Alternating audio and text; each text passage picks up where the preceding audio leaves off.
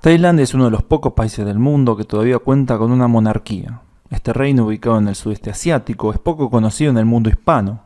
Hoy vamos a poner el foco en la conformación del pueblo tailandés, pero sin ignorar la diversidad de los habitantes de ese país. Vamos a tener un invitado muy especial en este video, Sebastián del canal El Mapa de Sebas. En ese canal, que seguramente conocen, pueden ver videos sobre la historia de países, reinos, imperios, pueblos y muchas cosas más, explicadas de manera súper amena e interesante. Colaboré con él en un video en su canal sobre Tailandia, donde lo hablamos desde un punto de vista más histórico y político. Te dejo el link del canal en la descripción. Pásense por allá y a suscribirse, que casi llega a 500.000. La historia del poblamiento del actual territorio de Tailandia es, al igual que en la mayoría de los casos, una historia de migraciones, movimientos de pueblos y mezcla. Los primeros habitantes fueron los pueblos que actualmente conocemos como los australomelanesios. De estos quedan descendientes, llamados Manik o pueblo Mani, del cual no está claro cuántos hay.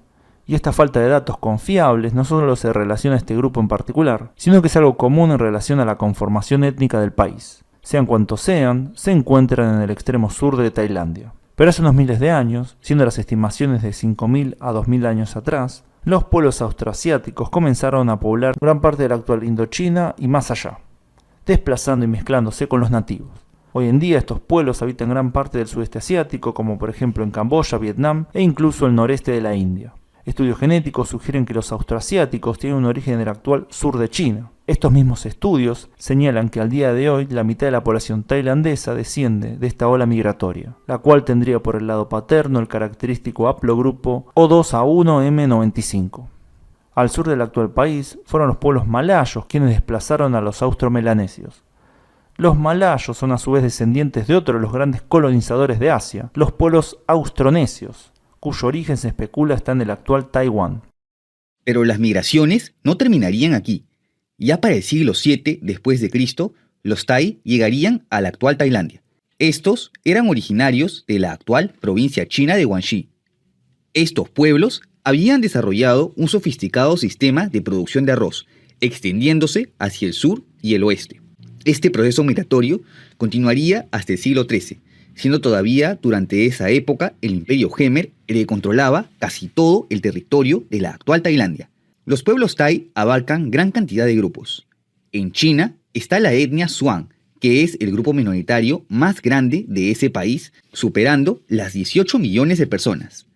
En Myanmar están los Shan, que también son el grupo minoritario más grande del país, llegando según estimaciones al 10% de la población, siendo aproximadamente 5 millones de personas. Pero dentro de este panorama étnico que ya incluye elementos australomelanesios, austranesios, austroasiáticos y thais, se le agregó la llegada de migrantes sino-tibetanos que poblaron gran parte del oeste del país.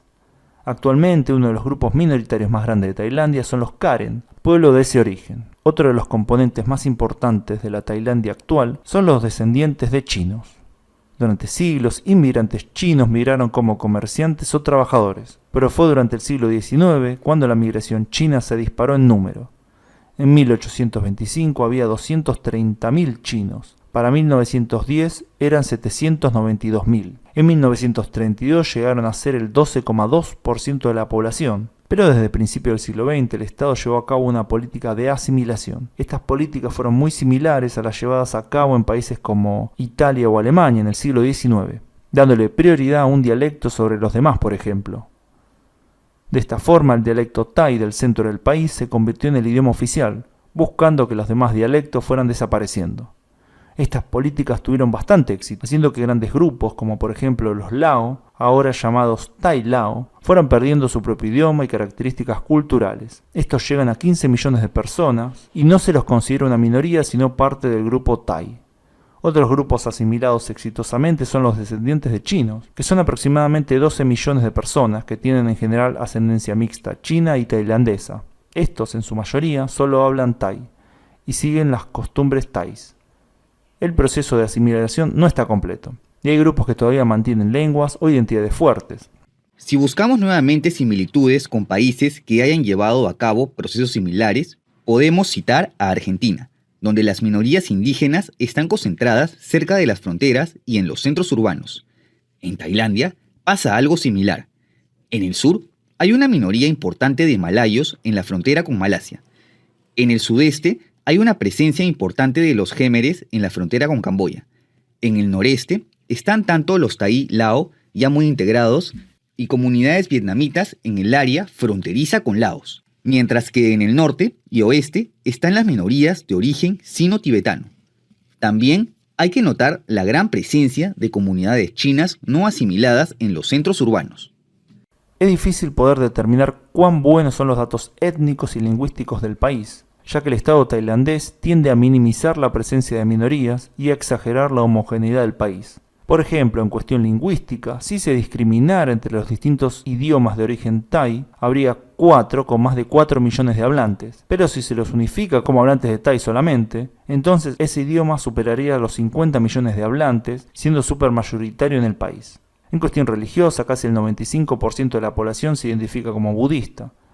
El Islam llega al 4,29%, los cristianos de distintas denominaciones son el 1,17% y el resto no llegaría al 0,1%. La sociedad tailandesa está, como otras sociedades asiáticas, muy jerarquizada y las diferencias entre las clases sociales pueden ser notorias. La actitud social aceptada es la complacencia y la búsqueda de evitar conflictos. Esto lleva a situaciones en las cuales se puede afirmar algo aun cuando no sea verdad, solamente para complacer al interlocutor. Esto es bastante común en países de la península indochina y algo que puede llamar mucho la atención a los occidentales. Una de las costumbres sociales características es el guay. Este gesto de reverencia con las manos unidas es usado en saludos, reconocimientos y pedidos de disculpa, y la manera de hacerlo se relaciona a la ocasión y al estatus de quien lo haga y lo reciba. También es destacable que está muy mal visto tocarle la cabeza a alguien. También es considerada una falta de respeto poner los pies por encima de alguien o señalar algo con el pie o tocar algo con el pie. Esto se relaciona a la concepción de que la cabeza es la parte del cuerpo más limpia y más noble, mientras que los pies son considerados la parte más sucia y baja. La sociedad tailandesa viene experimentando un proceso de occidentalización y modernización desde hace ya más de un siglo. Esto llevó al relajamiento de ciertas normas sociales, ya que se pueden observar la presencia de fenómenos tales como la fuerte caída de la fertilidad. Esta pasó de más de 6 hijos por mujer en la década del 60 del siglo pasado a menos de 2 actualmente. Tailandia es un país complejo. Logró mantener su independencia aún en el periodo de máximo poderío del imperialismo europeo. También logró modernizarse en gran medida y como otros países asiáticos está buscando formar una identidad unificada asimilando a sus minorías. Habrá que ver qué le depara el futuro a este particular reino. ¿Conocían algo de la gente de Tailandia? Comenten debajo, pongan me gusta si les gustó y compartan si creen que vale la pena compartir. Les agradezco a todos por su tiempo y a Sebastián por haber participado de este video. Gracias especiales a quienes apoyan el canal en Patreon. Nos vemos pronto en el próximo video. Saludos.